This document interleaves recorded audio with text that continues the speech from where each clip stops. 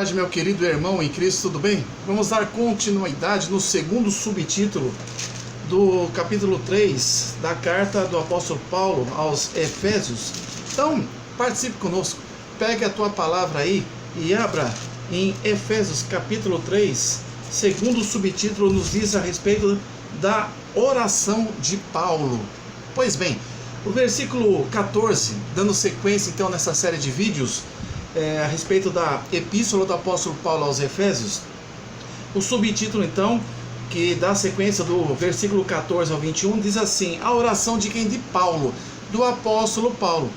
Nós verificamos e aprendemos que o apóstolo Paulo foi chamado para ser o quê? O disseminador do evangelho aos gentios. Diz versículo 14: por causa disso, desse chamado, dessa vocação, dessa revelação de Deus na vida dele para esse ministério, para com os gentios, por causa disso, me ponho de joelhos perante o Pai de nosso Senhor Jesus Cristo. Então, Paulo aqui está totalmente a serviço da vontade absoluta de Deus. Paulo, servo de Deus. E aqui ele se coloca de joelhos perante quem? Perante Deus, perante Jesus Cristo.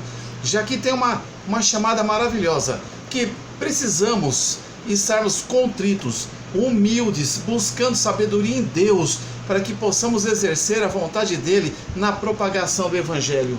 Então Paulo, no versículo 14 do capítulo 3, ele se colocava de joelhos perante quem? O Pai, que é Deus de nosso Senhor Jesus Cristo, é claro, perante a Trindade, Deus Pai, Deus Filho e Deus Espírito Santo.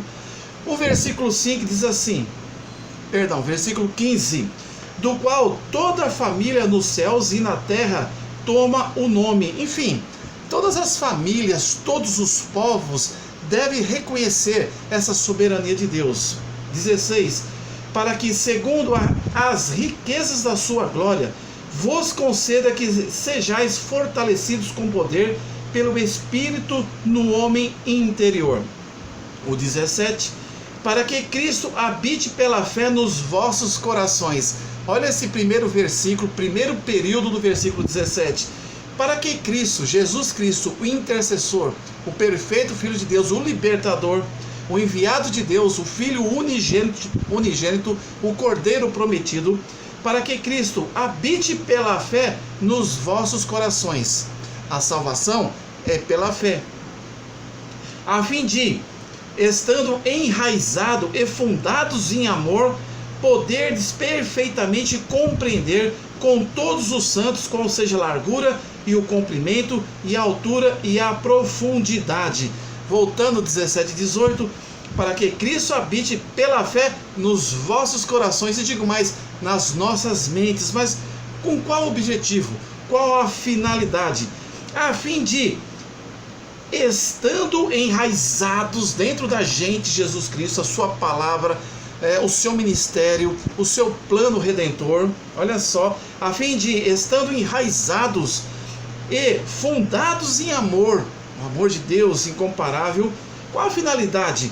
Para que pudéssemos perfeitamente compreender, através da iluminação do Espírito Santo de Deus, com todos os santos, qual seja a largura e o comprimento e a altura e a profundidade, e a conhecer o amor de Cristo, que excede todo entendimento, para que sejais cheios de toda a plenitude de Deus.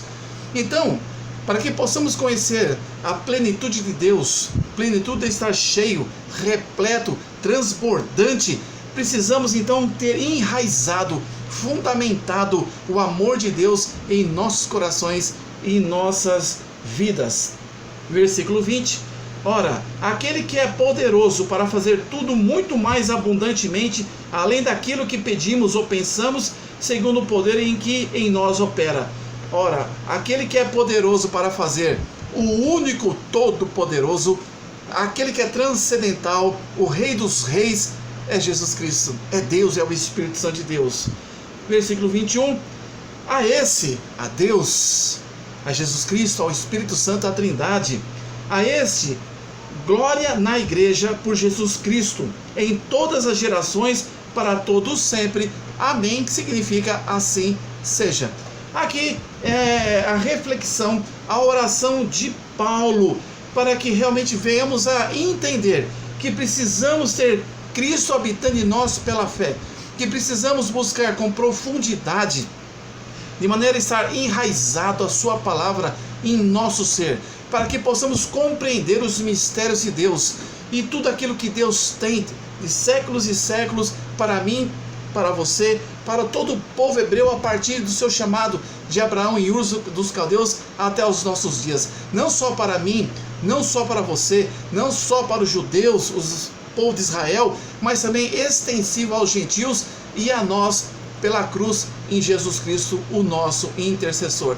Que Deus abençoe essa reflexão da oração do apóstolo Paulo para com o nosso Deus Todo-Poderoso. Que Deus vos abençoe poderosamente. Caso queira, inscreva-se nesse canal para que participe conosco dos próximos estudos e reflexão. Nós falaremos da unidade da fé no capítulo 4 da Epístola do apóstolo Paulo aos Efésios. Dê aquele joinha, aquele likezinho, toque no sininho para receber notificações e que Deus te abençoe poderosamente essa semana a partir desta segunda-feira. Fica com Deus, uma boa tarde.